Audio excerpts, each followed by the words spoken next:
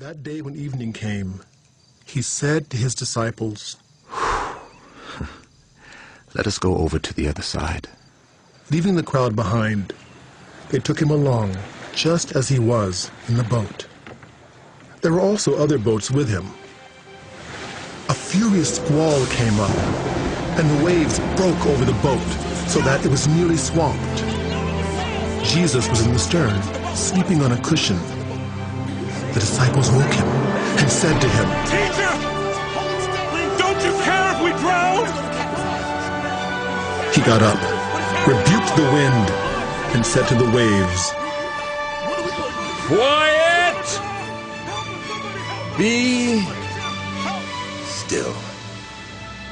Then the wind died down, and it was completely calm. He said to his disciples, Why are you so afraid? Do you still have no faith?